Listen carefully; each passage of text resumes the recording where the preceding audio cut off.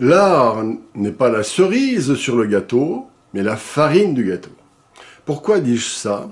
Tout simplement, c'est que l'art est une fonction essentielle, aussi naturelle que, comme dirait Maître Jourdain, qui faisait de la prose sans le savoir. Nous faisons de l'art sans le savoir. C'est-à-dire que nous, les petits êtres humains, nous sommes avant toute chose des artistes. Je vais vous dire pourquoi. Parce que nous avons tous des savoir-faire. Et dans ces savoir-faire, nous essayons d'exprimer des choses qui viennent quelque chose d'élevé. Ça peut être l'éducation, ça peut être le rapport à la nature, le rapport aux œuvres d'art, évidemment, à la musique, etc. aussi, surtout et bien entendu.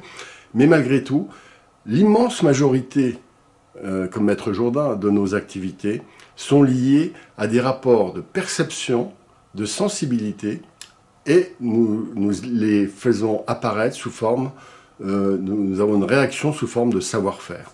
Eh bien, c'est typiquement, presque la définition de l'art. C'est la capacité d'incarner des choses qui viennent d'ailleurs. Alors, je ne vais pas aller trop loin dans le détail parce que ça sera un sujet trop compliqué. Trop long surtout.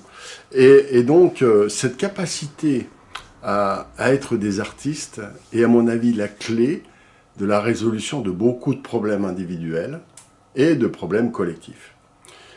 Nous sommes envahis par des conditionnements de toutes sortes depuis la naissance, l'école, la télé, l'éducation aussi, véhiculée par les parents, qui sont des fois pas un petit peu rigides dans l'idéologie, dans la manière de se représenter les choses. Et nous croyons à tout ça, toutes ces choses-là. L'ensemble de ces croyances peuvent être un peu utiles, mais surtout elles sont très sclérosantes, on appelle ça le conditionnement.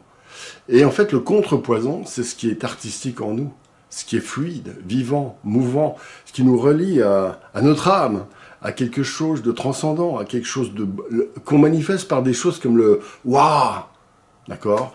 Et cette chose-là, quand elle disparaît, parce que les gens raisonnables voudraient nous faire disparaître ce « waouh », parce qu'ils pensent que c'est seulement dans la raison que se trouve la vie. Eh bien, je vais citer,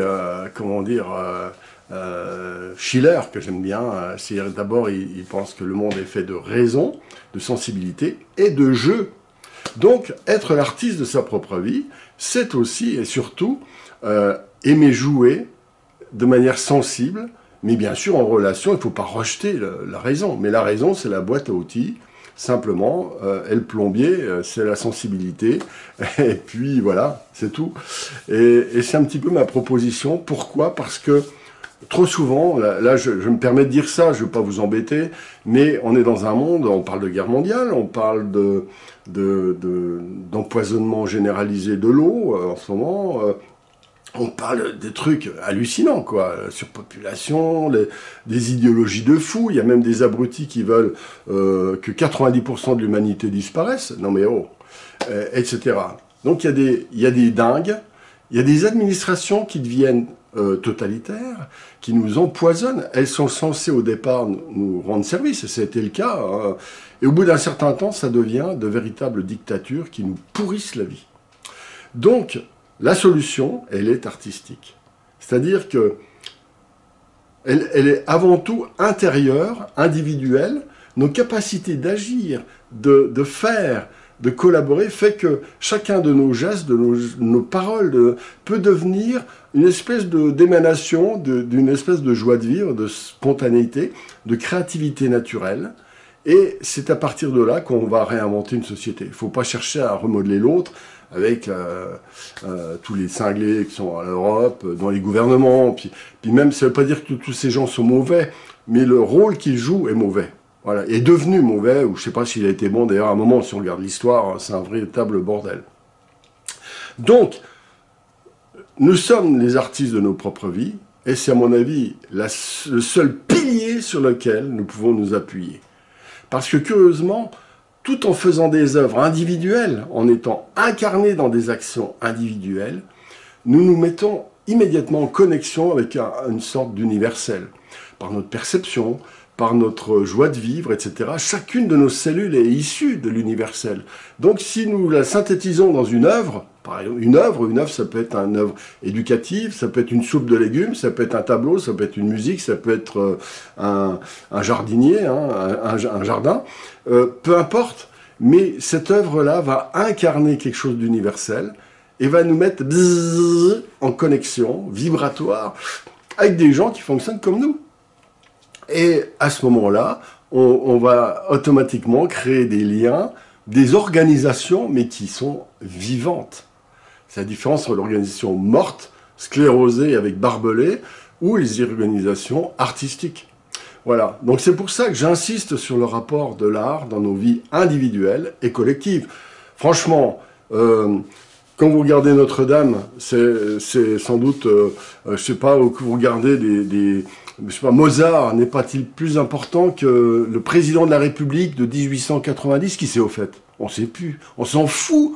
Quel député si important dont on se rappelle, on s'en fout, il y a quelques noms qui restent, mais globalement, seul l'art traverse les siècles, traverse l'architecture, traverse la géographie, c'est extraordinaire. Et en fait, quelque part, l'art, même lorsqu'il était malsain, on va dire, dans sa création, témoigne de quelque chose qui est une source extraordinaire d'inspiration. Même l'art des nazis, moi j'aime pas du tout, mais il est très intéressant à observer, comme témoignage d'une folie, par exemple. Après, on va voir les peintres de la Renaissance, et il y a une espèce de panorama artistique qui nous relie aussi à une forme d'universel collectif. Voilà pourquoi l'art est si important. L'art nous met en connexion avec notre âme. Je me permets de dire ça parce que l'âme a été éradiquée. C'est quand Nietzsche a dit « Dieu est mort », eh bien, on a voulu éliminer non pas Dieu, mais l'âme, le rapport à l'âme. C'est très important. Est-ce que l'âme existe ou pas? Cherchez à l'intérieur de vous. Moi, je ressens quelque chose qui vibre, qui n'a rien à voir ni avec la raison, mais qui me donne toute mon impulsion de vie. Bon, cherchez vous-même. Je ne veux pas non plus faire de théorie là-dessus, c'est chiant. Il y a déjà les curés qui ont fait ça. Donc, allons-y directement par notre perception. Et donc, l'âme cherche à s'exprimer de manière artistique, essentiellement. Et même, on peut être un artiste, vu sous cet angle-là, quand l'âme illumine nos œuvres, quelles qu'elles soient. Même les politiciens qui seraient illuminés par leur âme créeraient des œuvres artistiques, sous forme juridique, sous forme, je ne sais pas, prenez, il y a certains... Marc Aurèle, avec ses pensées pour lui-même, De Gaulle, j'aime bien parce que c'était du théâtre, mais c'est un formidable théâtreux, etc.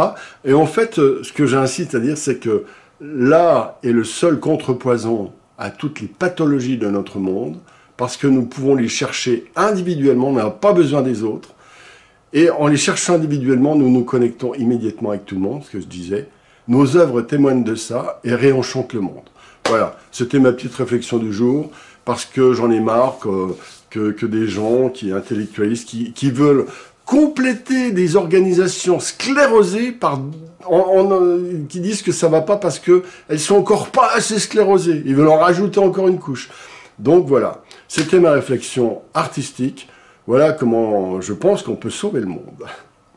Allez, à bientôt, et puis n'hésitez pas à m'écrire. Hein. De temps en temps, je fais une petite élucubration comme ça, parce que j'aime bien la peinture, c'est pas seulement faire des tableaux, et puis les vendre, et puis on s'en fout de ça, on s'en fout. Allez, à bientôt.